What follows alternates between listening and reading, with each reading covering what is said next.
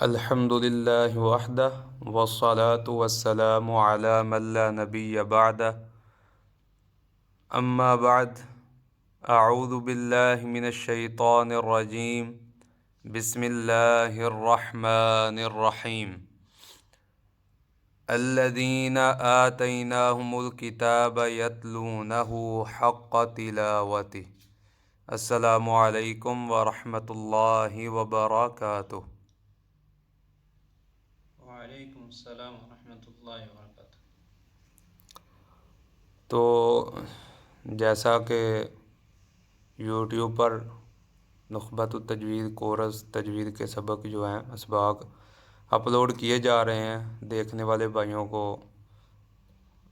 پتہ ہے کہ پہلا سبق، پہلا پوائنٹ جو چل رہا ہے وہ آداب تلاوت میں سے ہے۔ جی، کس میں سے ہے؟ آداب تلاوت۔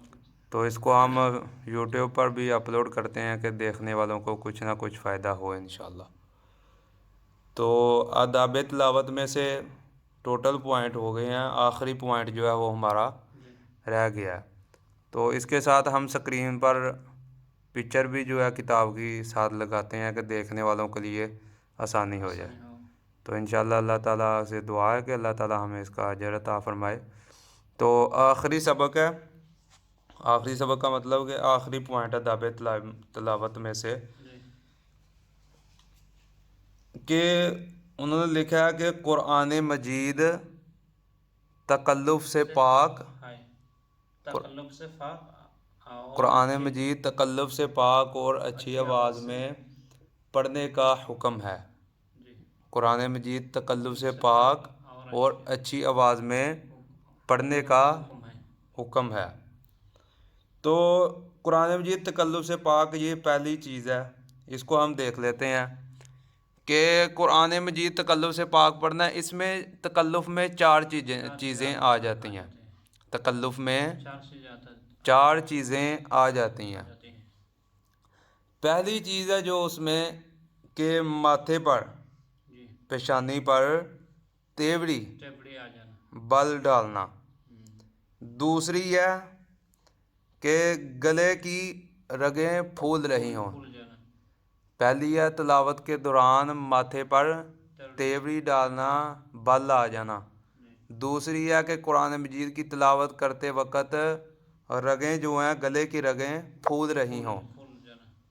تیسرا جو ہے گلا پھاڑ کر پڑھنا، گلا پھاڑ پھاڑ کے پڑھنا، یہ بھی تلاوت کے آداب میں سے نہیں ہے۔ ادب یہ ہے کہ ہم آرام سے اس کے پڑھیں۔ تیسرا ہے کہ گلا پھاڑ کے پڑھنا، یہ بھی تکلف میں شامل ہے۔ چوتھے نمبر کیا ہے کہ منہ کے مختلف سٹائل بنا بنا کے پڑھنا، منہ کو ڈینگا سیدھا کر کے پڑھنا، منہ کے اوپر ہاتھ رکھنا، ایسے ایسے سٹائل مارنا آگے پیچھے کے، یہ بھی درست نہیں ہے۔ سمجھ آ گیا؟ یہ چار باتیں، چار پوائنٹ تکلف میں آتے ہیں۔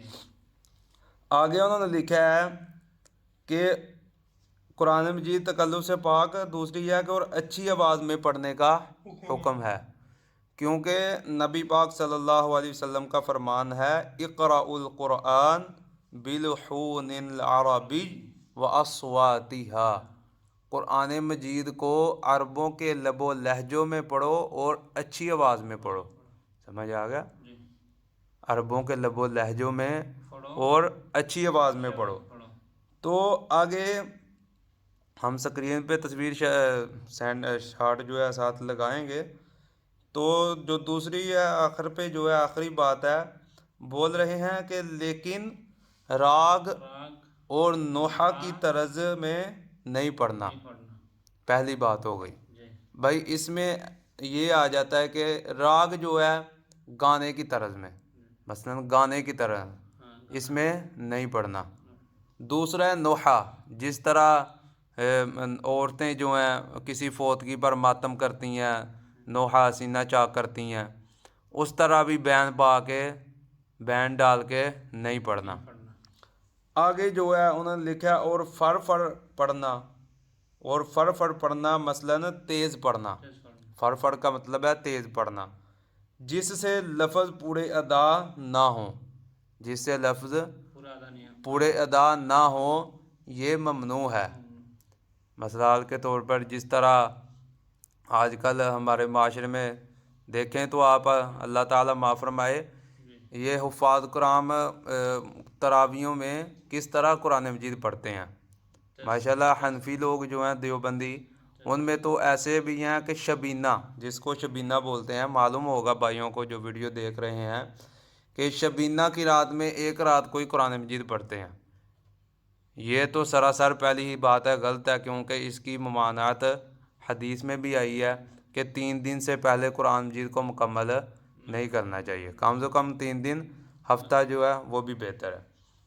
اس کا بھی میرا خیال ہے حدیث میں ذکر آیا ہے، اللہ عالم۔ تو جس سے پورے حروف ادا نہ ہوں یہ ممنوع ہے، کیونکہ قرآن مجید کا ایک لفظ غلط پڑھنے سے معنی کہاں کا کہاں چلا جاتا ہے۔ تو یہ ہمارا آداب تلاوت کا آج سبق تھا، جو ہمارا مکمل ہو گیا ہے، کیونکہ یہ ہمارے بھائی جو سامنے بیٹھے ہوئے ہیں یہ بنگلہ دیش کے بھائی ہیں، ایوب بھائی ہیں۔ تو اردو میں ذرا مشکل ہوتی ہے، مجھے بنگالی زبان نہیں آتی، تو اس لیے اردو میں سکھانا ہے، تو اس لیے جو ہے وہ ٹائم لگ جاتا ہے۔ انشاءاللہ اللہ سے دعا ہے کہ اللہ تعالیٰ ان کے لیے آسانی پیدا فرمائے اور ان کے دل میں قرآن مجید کو اچھی طرح سے اتار دے۔ السلام علیکم ورحمۃ اللہ وبرکاتہ۔